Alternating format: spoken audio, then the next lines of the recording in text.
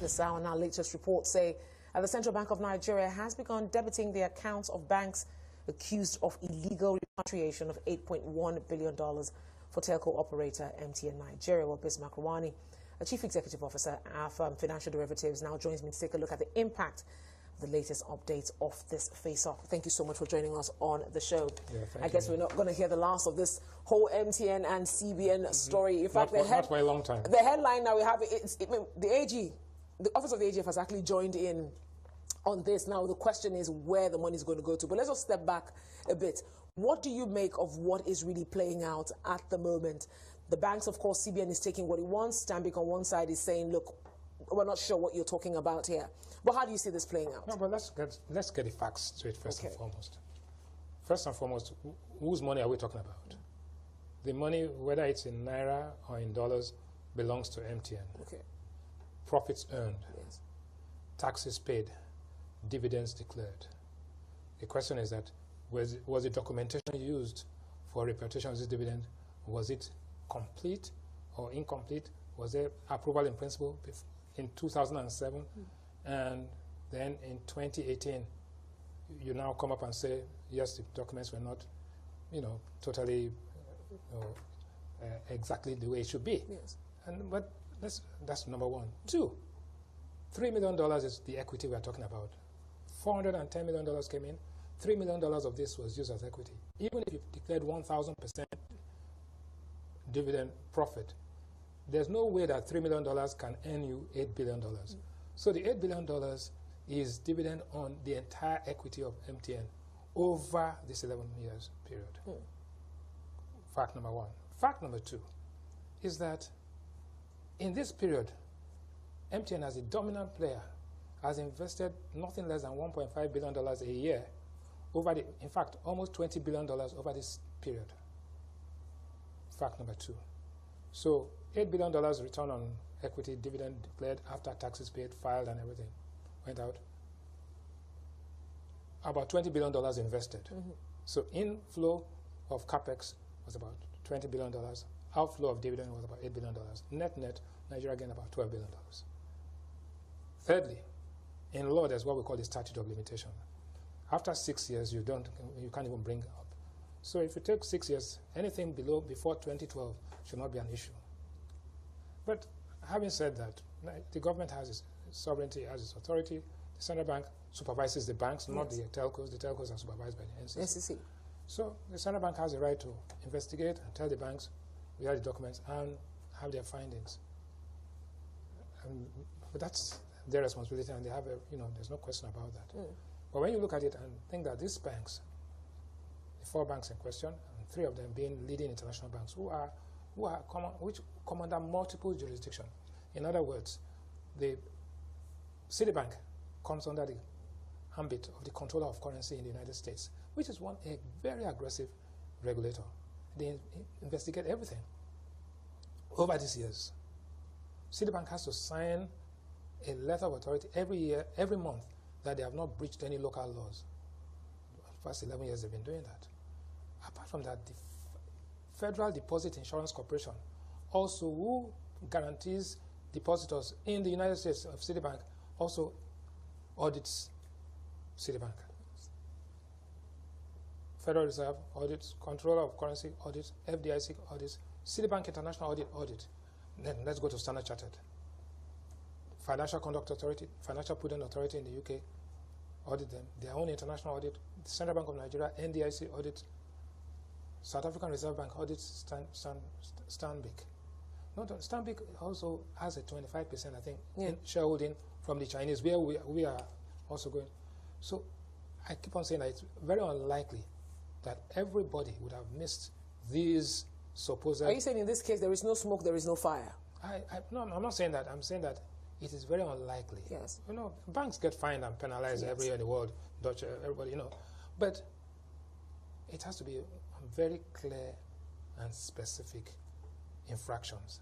So having said that, let's leave that. Then it comes to the company itself. What is the impact of this on the company, the industry? The market capitalization of MTN Group was 10, 11, as of today, is down to about $8 billion, even less than that.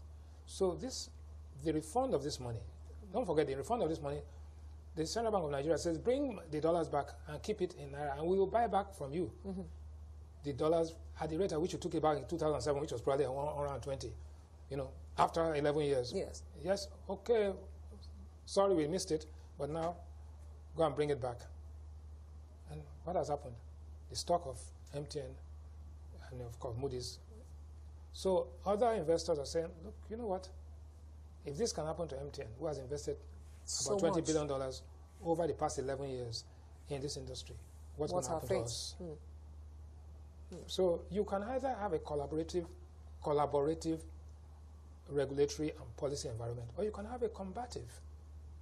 But the truth is that these days, because of the exogenous shocks that can come, you tend to want to actually work together. Okay. And guess what is interesting is in these years in question, the chairman of MTN Group happens to be a gentleman called Cyril Ramaphosa, who has a different title right now in South Africa. So, you are seeing the wider ramifications of what we're talking about. I think that's clearly what.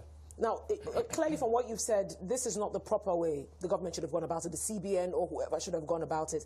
Well, the AGF is really strong on some kind of investigation and some sort of whistleblowing that led to the investigation that we have on ground. The major headline today is the fact that the AGF on one side is saying whatever money is collected should be sent to a special account, and the CBN on the other side says you have no business is what's playing out.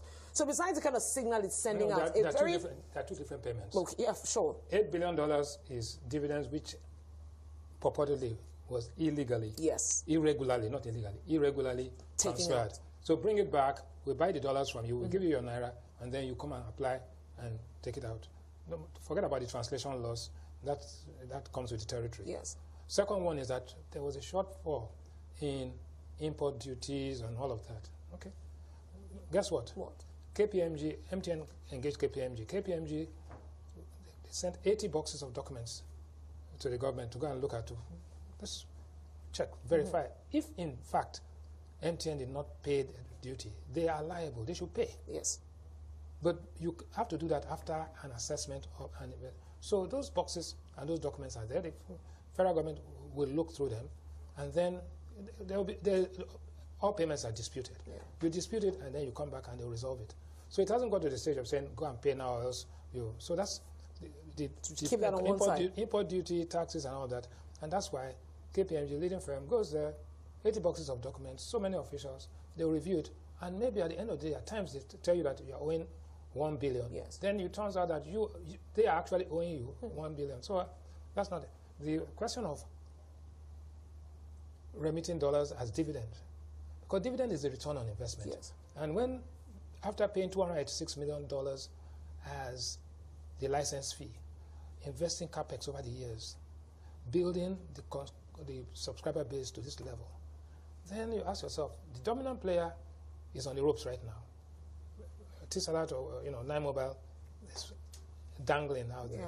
So what happens to the industry? What happens when there's no capex?